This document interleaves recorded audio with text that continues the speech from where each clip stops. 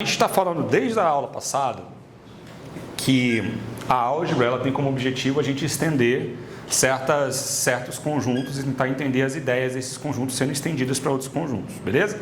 Então, não por acaso, a gente começou, há 3 aulas atrás, a gente começou falando dos números inteiros, fez lá aquele negócio do princípio da boa ordenação e da indução, não da inclusão, da indução, né? E aí a gente fez lá alguns teoremas com aquilo, com essas coisas todas.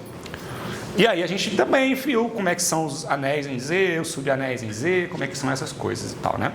Então aí a gente pega o Zn, o anel quociente Zn, que é, tá tudo certo?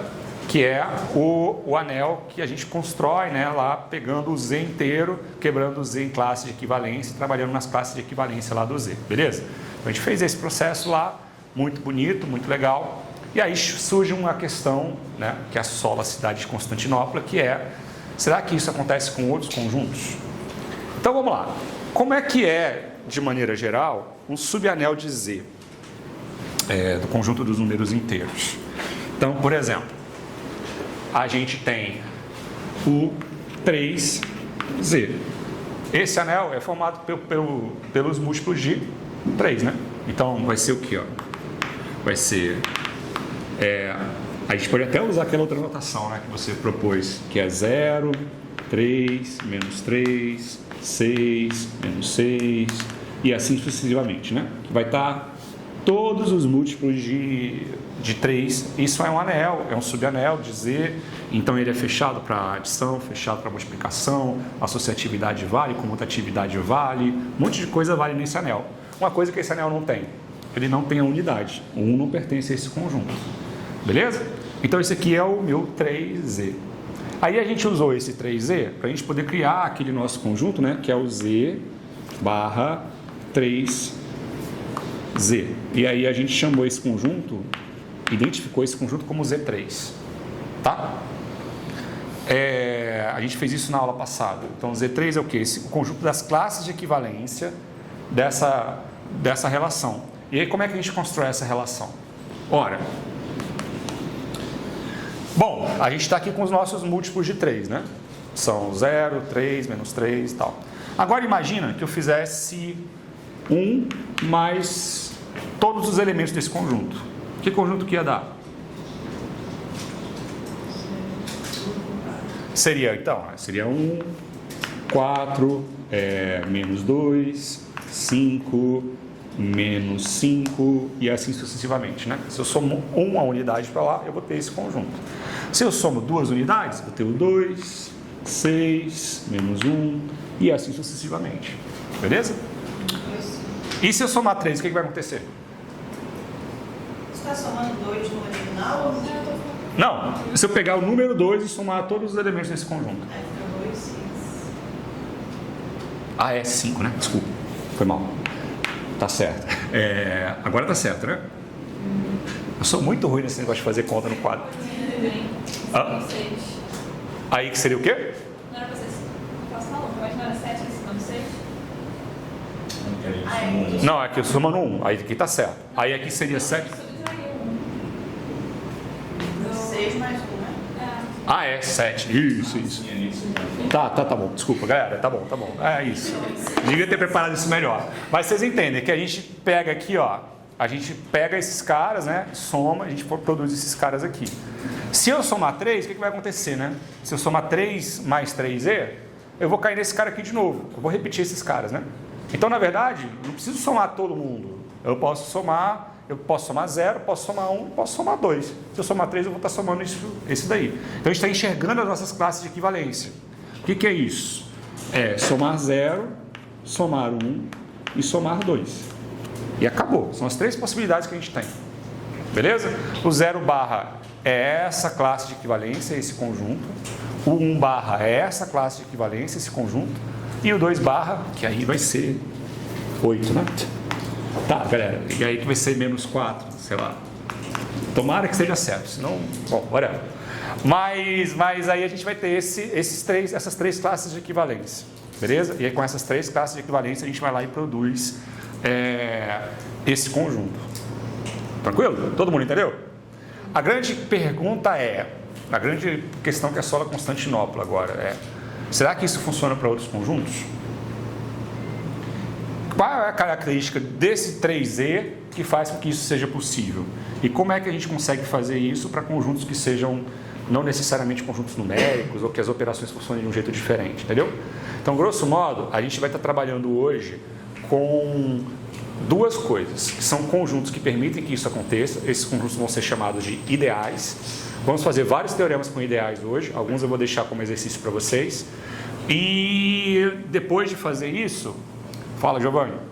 E aí, depois de fazer isso, a gente vai trabalhar com outra ideia chamada homomorfismo. Que a ideia do homomorfismo ela é muito legal também. Eu já vou dar spoiler logo para vocês, que é o seguinte. O homomorfismo é uma função que preserva as operações dos conjuntos. O que isso significa? Digamos que eu tenho um conjunto A, que somar nesse conjunto é de um jeito.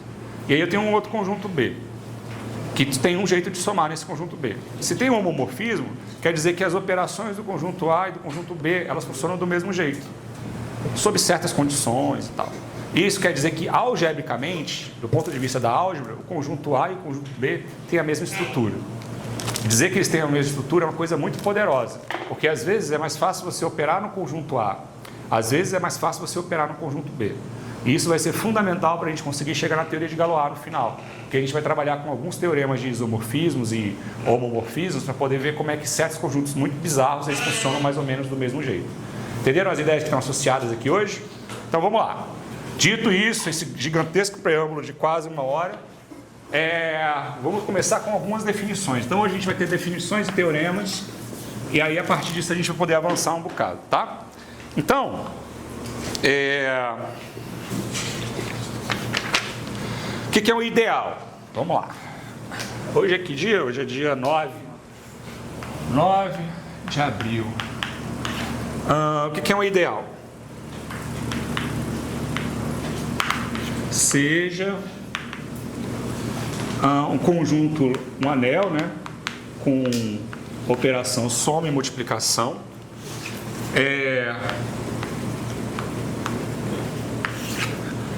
Aí a gente, um subconjunto I contido em A,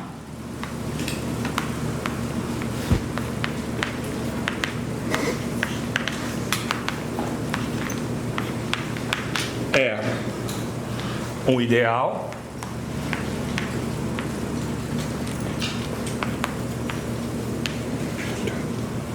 de A se satisfaz.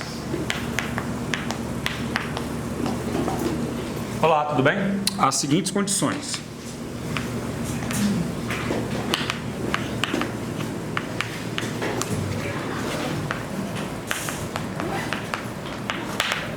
Aí vamos lá. Primeira condição. 0 é um elemento de I. Vamos lembrar lá, vou colocar aqui do lado o 3E, tá? Só para a gente poder ver a similitude. Então é 0, menos 3, 3, menos 6, 6 e aí até mais infinito.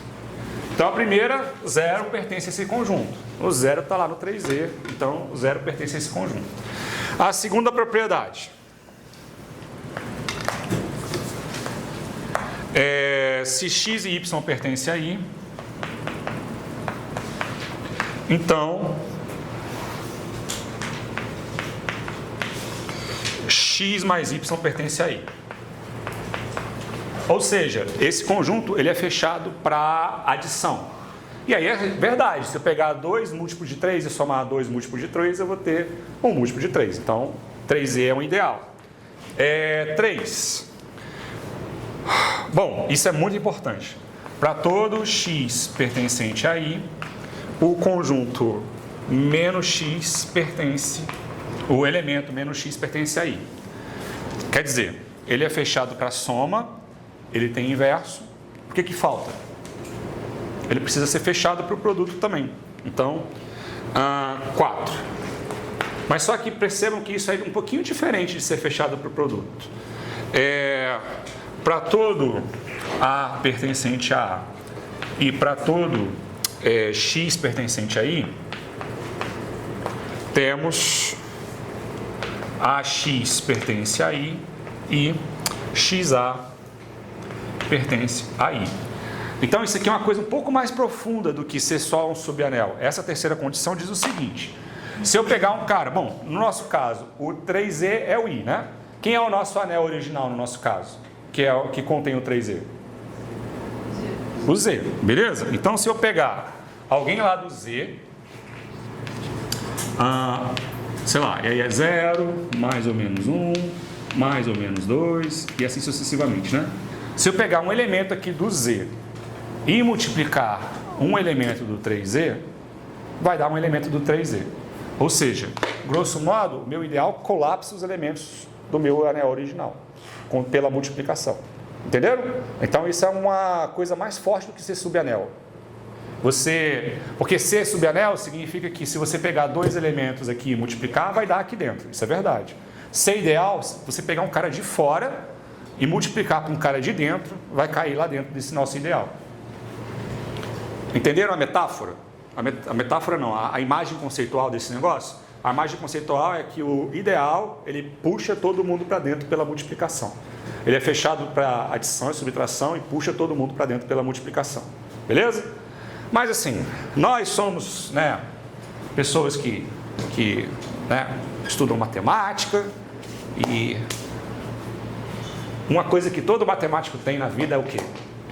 Dúvida. Preguiça. Todo matemático tem preguiça. E aí a gente não vai ficar demonstrando 4 propriedades para ver se o negócio é um ideal, né? Dá um trabalho danado ficar demonstrando 4 propriedades e tal. Já não basta aquele monte de propriedade de anel. Eu tenho uma preguiça de provar que o negócio é anel.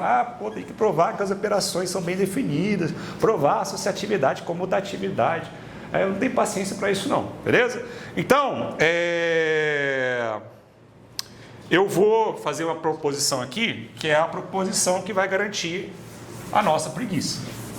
Que é garantir que a gente não precisa demonstrar 4 coisas, a gente só precisa demonstrar 2 coisas. Se a gente demonstrar essas 2 coisas, a gente consegue garantir que o meu subconjunto do meu anel original é um ideal, tá bom? Então, a proposição, fala. Ali na 4, na condição 4, só para confirmar, ali é um AX pertence a I, não é? É porque também é Tá, isso. Só para confirmar a informação. Então a multiplicação do elemento do anel pelo elemento do ideal vai cair dentro do ideal, dos dois lados, da direita e da esquerda. Beleza? Lembrando que o ideal está contido no anel, então aí esse anel não precisa ser necessariamente comutativo, por isso que... Tá? Todo mundo entendeu? Sim. Tá, antes da nossa proposição, a gente tem todo anel tem um ideal, pelo menos. Tem 2 ideais, pelo menos. Concordam? Quais seriam os ideais que todo anel vai ter?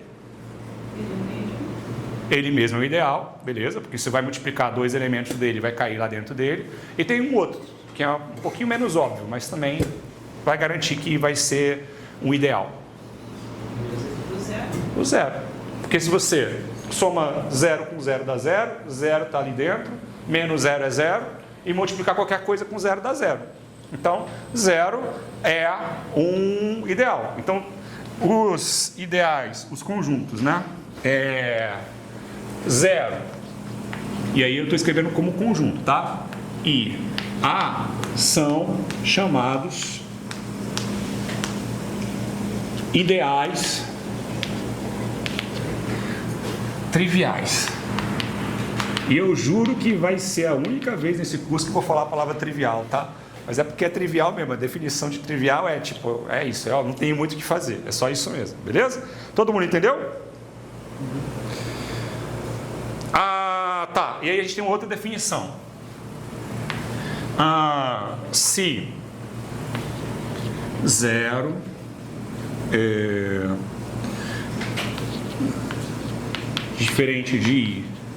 diferente de A, é um anel, é um ideal,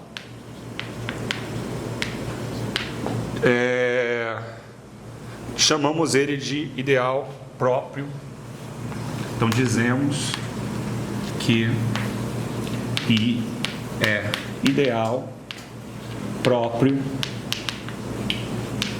de A. Beleza? Aí é que tá, a gente vai ver hoje algumas condições que mostram que certos conjuntos só têm ideais triviais. E são muitos mais conjuntos do que a gente imagina, meus jovens. Muitos mais conjuntos do que a gente imagina. E é foda, porque a gente quer que os ideais existam para poder conseguir fazer algumas propriedades deles. Então, a gente precisa entender quais são esses conjuntos que geram ideais, como é que são esses ideais de maneira geral. Tudo bem? Agora vamos lá. O que está errado? A linha 3 é para todo x e tem o inverso, é isso? Isso, o inverso aditivo, tá? Menos x pertence aí. Beleza? Aí vamos lá. Antes de falar da proposição, estou falando dessa proposição, estou criando expectativa, né, galera? Vamos lá. Antes de falar dessa proposição, eu vou dar um exemplo, ó.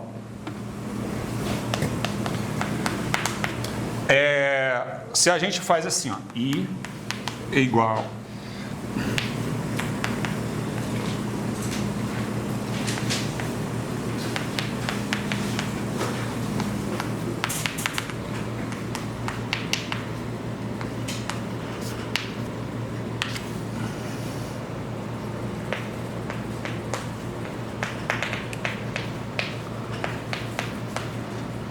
esse conjunto construído dessa maneira são as combinações lineares em que R1, R2, Rn são elementos dados e K1, K2 e Kn são elementos dados e R1, R2, Rn são elementos de Z. Esse conjunto doido aqui, ele é um ideal de Z, ou seja, a gente fazer combinações lineares de elementos do Z gera um ideal de Z, beleza? Então isso aqui é um ideal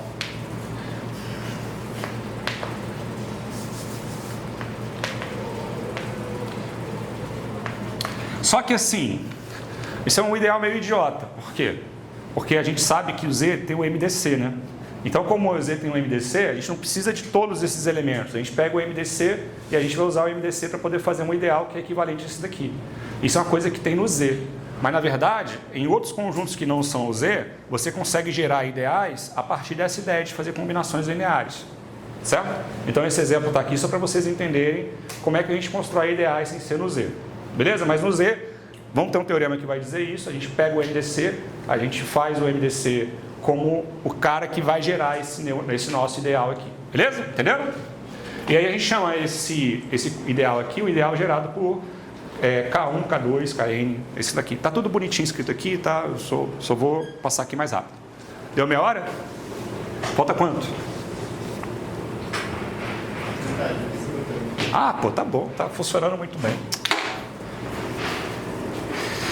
Tá, vamos lá. Próximo. Tá, eu prometi essa proposição 3 vezes já, né, galera? Então vamos lá, vamos fazer essa proposição. Seja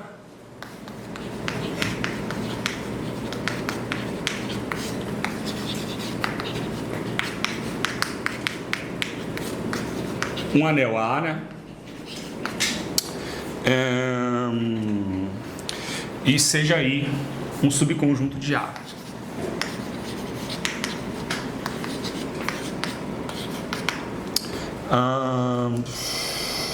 Então I é o ideal de A. Tem uma notação para a gente poder escrever ideal. Eu vou usar essa notação a partir de agora só porque o que todos os matemáticos têm em comum?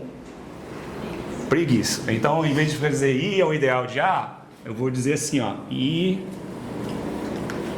é um ideal de A. Beleza? I é um ideal de A, tá? É o triângulo, é o que o I está olhando para o A. É o triângulo de ladinho, isso. É tipo um menor, só que fechado assim. E faz muito sentido, né? Porque ele é menor, ou seja, ele é um subanel de A, mas ele é fechado para a multiplicação dos elementos de A. Matemáticos adoram essas coisas. Podemos criticar isso depois quando não tiver offline. Tá bom, beleza. Então, I é o ideal de A se e somente se valem as seguintes condições.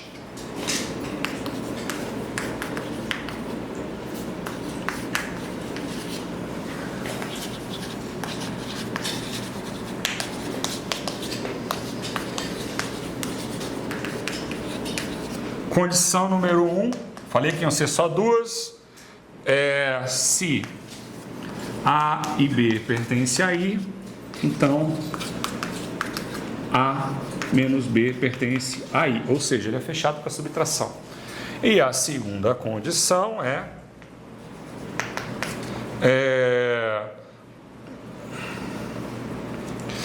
para todo A pertencente a A e para todo X pertencente a I. Vou ter que mudar isso daqui que ficou uma merda, isso aqui do jeito que está. Para todo X pertencente a I, RA pertence a I e... Não, desculpa. XA pertence a I e AX pertence a I. Então, a gente tinha quatro coisas, né? A gente tinha que o zero pertence a I, que ele é fechado para adição, que o inverso aditivo pertence a I e que ele é fechado para... Ele colapsa os elementos pela multiplicação. Então, essas 4 condições. A gente agora vai ter apenas duas. Ele é fechado para subtração e continua valendo. Ele continua colapsando pela multiplicação. São essas duas propriedades que a gente está de olho aqui, beleza? Se vocês forem parar para pensar, essa demonstração ela não é muito difícil de fazer. Porque, olha, vamos supor que A é um anel, né? Então... Não, peraí, vamos supor primeiro que é um ideal. Se é um ideal, né? Ora, eu pego dois elementos lá, A e B pertencentes a I. Se A pertence a I, né? O B pertence a I, o menos B pertence a I, então A menos B vai pertencer a I, já que ele é ideal. E A menos A vai pertencer a I, porque ele é o ideal. Então A menos A é zero, então zero pertence a I. Então, é uma demonstração simples assim, mas só que a gente vai fazer ela daqui, porque isso é um critério para a gente poder conseguir achar os nossos ideais daqui a pouco, beleza? Então vamos lá, vamos fazer a nossa demonstração. Eu já falei que eu adoro o giz aqui desse lugar, o giz do CAP é muito ruim. Tá, vamos lá. Suponha I seja um ideal de A. Aí, sejam A e B dois elementos de I, beleza? E aí a gente sabe, pela definição de ideal, a gente está supondo que ele é o ideal, então menos B pertence a I. E então, eu sei que A menos B, ora, eu estou fazendo a adição com menos B. Aí ele é fechado para adição. Então A mais o menos B, que é A menos B, por hipótese, pertence a I. Já que eu estou supondo que I é um ideal, então ele é fechado para soma e tem um elemento inverso. Então, a primeira condição já foi satisfeita. E a segunda condição é a hipótese, né? É a própria hipótese de ser ideal. Então, a segunda é hipótese. Se é hipótese, a gente não precisa demonstrar. Por quê? Se ele é o ideal, então, por definição, essa segunda propriedade vale. Então, a gente não precisa demonstrar. Beleza. Agora, vamos fazer a volta. Vamos lá. Então, agora vamos fazer a volta. Seja I um subconjunto de A não vazio. Por que a gente tem que supor que ele não é vazio? Porque senão dá aquele problema lá que deu naquele dia lá da vacuidade. Então, a gente sempre tem que supor que ele não é vazio, tá bom? Então, vamos provar. E vamos supor que valem, que satisfaçam as duas condições, tá? Essas duas condições aqui.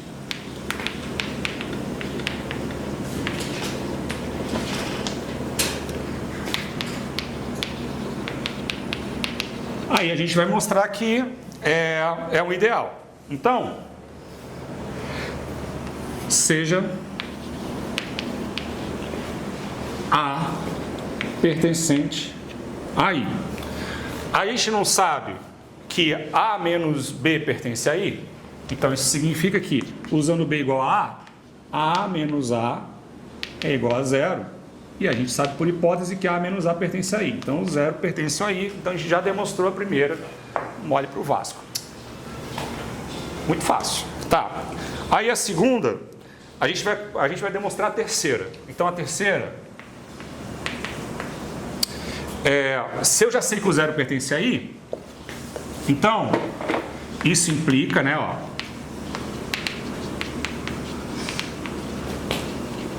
se o 0 pertence a I, 0 menos A também pertence a I. Hipótese, ó, hipótese é que ele é fechado para subtração. Ora, 0 menos A é também conhecido como menos A. Então, terceira hipótese também já está valendo. Agora, vamos lá. Se todos os teoremas fossem fáceis que nem esse, né, pessoal? Agora, sim, a gente sabe...